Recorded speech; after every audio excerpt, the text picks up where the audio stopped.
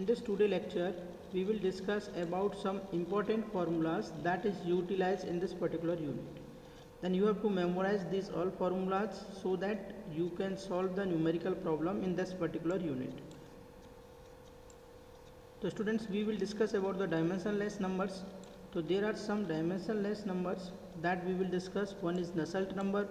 As you are seeing, Nusselt number is represented by Nu. और इसको बच्चों हम जो रिप्रेजेंट करते हैं वो रिप्रेजेंट करते हैं एच एल अपॉन में के, जहाँ पर एच क्या students, H is convective heat transfer coefficient, L is the length, जो भी पर्टिकुलर प्लेट होगी, ठीक है, या पर्टिकुलर पाइप होगा तो उसकी लेंथ है बच्चों, और के क्या है, थर्मल कंडक्टिविटी है किसकी, जो भी पर्टिकुलर मटेरियल है। तो हम क्या करते हैं, नसल्ट नंबर फाइंड आउट करते हैं so that we can find out the further proceedings. Next one is your Reynolds number. Reynolds number बच्चों आर ई से डिनोटेड होता है, जैसे नसल्ट नंबर एन यू से डिनोट होता है। ये होता है रो एल यू अपॉन में म्यू। रो तो बच्चों क्या यहाँ पर डेंसिटी है, एल क्या है उसकी लेंथ होती है प्लेट की या पाइप की, और यू क्या होता है वेलोसिटी, और म्यू होता है बच्चों that is your dynamic viscosity. तो बच्चों जो आपकी एक यहाँ पर एक काइनेमेटिक विस्कोसिटी होती है न्यू, और न्यू इज इक्वल टू होता है आपका म्यू अपॉन रो। तो हम इसको म्यू अपॉन रो के फॉर्म में भी लिख सकते हैं। अगर हम इसको यहाँ से रो से डिवाइड कर देंगे तो ये बच्चों हो जाएगा एल यू, ठीक है ना, और अपॉन में क्या हो जाएगा ये न्यू, ठीक है। तो ये भी क्या है, रेनॉल्ड्स नंबर का फॉर्मूला है। अगर आपको काइनेमेटिक विस्कोसिटी गिवन है तो ये formula L U upon new use कर सकते हैं। अगर आपको डायनेमिक विस्कोसिटी गिवन है तो रो एल यू अपॉन में म्यू यूज कर सकते हैं। रेनॉल्ड्स नंबर ये डिसाइड करने के काम में आता है कि पर्टिकुलर जो फ्लो है वो लेमिनार है या टर्बुलेंट है। नेक्स्ट वन होता है students Prandtl number P R. ये mu C P divided by K से डिनोट करते हैं, ठीक है। यहाँ पर म्यू क्या आपकी dynamic viscosity, C P specific heat at constant pressure, और के क्या बच्चों थर्मल कंडक्टिविटी। और नेक्स्ट है आपका स्टैंडर्ड नंबर। स्टैंडर्ड नंबर होता है H upon rho C P into में यू, ठीक है। तो अगर हम बात करते हैं कि in order to determine the value of coefficient H, अगर हमें कॉफिशिएंट कन्वेक्शन कॉफिशिएंट एच की वैल्यू फाइंड आउट करनी है students, then we will utilise the following conventional generalised basic equations are used. तो हम ये following generalised basic equations utilise करेंगे। जैसे नसल्ट नंबर, जिससे अगर हम यहाँ पे डिफाइन करते हैं तो Nusselt number will be the function of Reynolds number, और इनटू में क्या हो जाएगा ये प्रेंडिट नंबर। रेनॉल्ड्स नंबर और प्रेंडिट नंबर का क्या है बच्चों, ये फंक्शन है। तो आप यहाँ देख सकते हैं that is equal to C one, ठीक है, आर ई रेनॉल्ड्स नंबर की पावर एम इंटू में प्रेंडिट नंबर की पावर एन, और स्टैंडर्ड नंबर भी रेनॉल्ड्स नंबर और प्रेंडिट नंबर का फंक्शन सी ही होता है, ठीक है।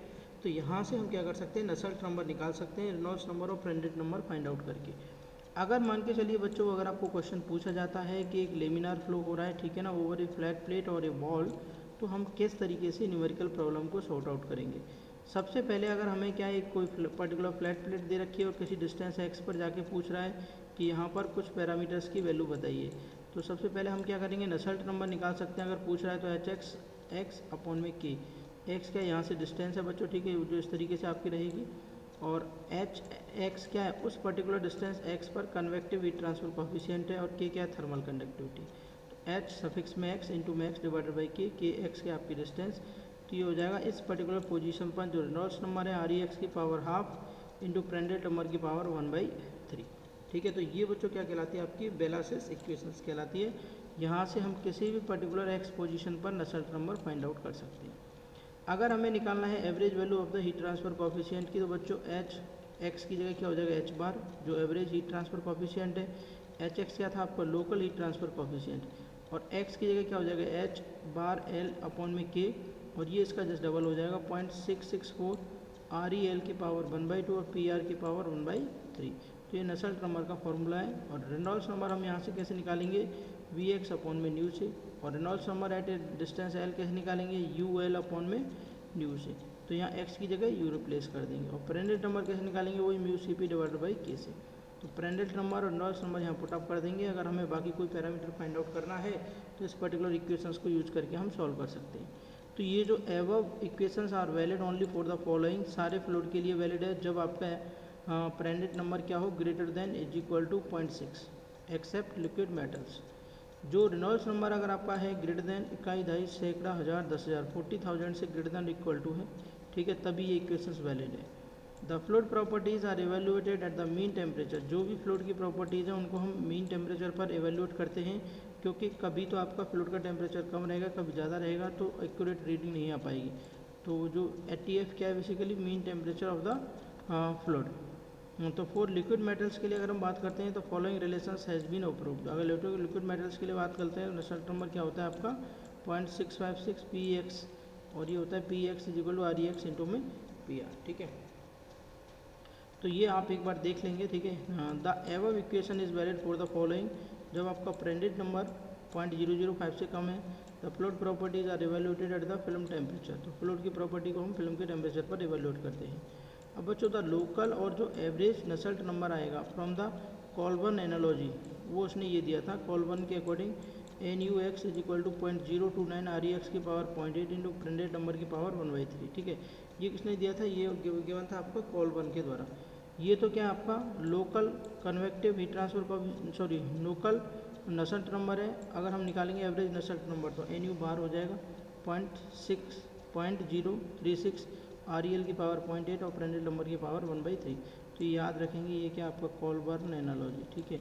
वो जस्ट अभी हमने पढ़ा था, वो बेसिकली हमारे क्या था, जो भी पर्टिकुलर इक्वेशंस हमने पढ़ी थी यहाँ पर बेलासियस इक्वेशंस, ठीक है। Where the properties are evaluated at the mean film temperature when the flow lies in the transition zone. जब फ्लो आपका ट्रांजिशन जोन में लाई करता है तो NU bar is equal to क्या होता है 0.036 ReL की power 0.8 minus a predict number की पावर 1/3। और अगर बच्चों हम आगे बढ़ते हैं, जैसे मानो हमें पता करना है कि फ्लो लेमिनार है या टर्बुलेंट है, तो सबसे पहले हम क्या निकालेंगे, हम रेनॉल्ड्स नंबर निकालेंगे। तो ये क्या आपका UX अपॉन में न्यू, ठीक है, U, ठीक है, इंटू में X, और ये अपॉन में क्या है आपका न्यू, ठीक है। अगर बच्चों इसकी वैल्यू आपकी 5 इंटू 10⁻5 से क्या है आपकी कम है, ठीक है, तो ये फ्लो कैसा होगा आपका लेमिनार, और अगर इससे ज़्यादा है तो फ्लो कैसा होगा आपका टर्बुलेंट। नेक्स्ट आप यहाँ पे देख सकते हैं कि जो प्रेडिक्ट नंबर है, ठीक है, वो क्या होता है μCp डिवाइडेड बाई K होता है। अगर हम बात करें कि जब प्रेडिक्ट नंबर 1 होता है, ठीक है, तो इसका मतलब क्या होता है delta TH upon delta is equal to 1। और जब प्रेडिक्ट नंबर 1 से छोटा होता है तो डेल्टा TH क्या हो जाता है ग्रेटर दैन 1 से बड़ा। और जब बच्चों प्रेडिक्ट नंबर 1 से बड़ा होता है तो डेल्टा TH क्या होता है 1 से छोटा, ठीक है। ये रिलेशंस हैं, इनको आप एक बार देख लेंगे, गो थ्रू हो लेंगे। इसके बाद क्या है, जैसे मान लो thickness of thermal boundary layer delta TH। अगर हमें थर्मल बाउंड्री लेयर की थिकनेस फाइंड आउट करनी है, ठीक है, तो जब आपका प्रेडिक्ट नंबर 1 है तो हम यहाँ से ईटा निकाल सकते हैं, y/u μx is equal to 0.5। ईटा की वैल्यू इतनी आ रही है। जब y इज इक्वल टू क्या हो गया आपका डेल्टा हो गया at the outer as of the boundary, ठीक है, लेयर देयर हो, तो हम उसको क्या हो सकते हैं, ये हम निकाल सकते हैं डेल्टा TH √u अपॉन में μx इज इक्वल टू 5। तो यहाँ से बच्चों ये रिलेशंस मिलेगा हमें delta TH upon x is equal to 5 upon √ReX। तो ये जो वाला रिलेशन है ये न्यूमेरिकल्स के अंदर हम यूटिलाइज कर सकते हैं। जब बच्चों प्रेडिक्ट नंबर आपका 1 से कम है, प्रेडिक्ट नंबर आपको निकालना ही पड़ेगा μCp डिवाइडेड बाई TC। तो अगर आप डेल्टा TH निकालेंगे थिकनेस, ठीक है ना, किसी भी पर्टिकुलर डिस्टेंस पर, तो ये बेसिकली क्या आ जाएगी आपकी that you will get delta TH upon x is equal to 5 upon √ReX, ठीक है। और जब बच्चों ये ग्रेटर देन 1 है तो यहाँ पर अगर आप डेल्टा TH निकालेंगे तो delta TH upon delta is equal to क्या आ जाएगा 1 अपॉन प्रेडिक्ट नंबर की पावर 1/3। तो दो लोकल और एवरेज हीट ट्रांसफर कोएफिशिएंट हम क्या कर सकते हैं, यहाँ से फाइंड आउट कर सकते हैं।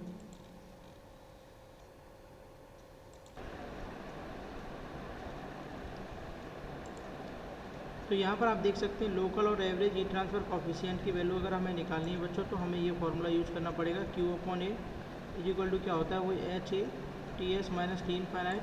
देखो यहाँ पर हमने क्या किया, कन्वेक्शन हीट ट्रांसफ़र निकाल दिया पर यूनिट एरिया, और यहाँ पे क्या निकाल दिया कंडक्शन हीट ट्रांसफ़र, दोनों को क्या कर दिया बच्चों इक्वल कर दिया। और अगर हम इसको इक्वल करते हैं, ठीक है, और कंडीशन से अप्लाई करते हैं, तो बच्चों यहाँ पर ये कंडीशंस आती है नसल्ट नंबर की। तो ये लोकल नसल्ट नंबर निकल के आता है HX अपॉन में K 0.332 ReX की पावर हाफ और PR की पावर 1/3। HX क्या है यहाँ पे लोकल नसल्ट नंबर यानी local convective heat transfer coefficient, NUX क्या है लोकल वैल्यू ऑफ नसल्ट नंबर।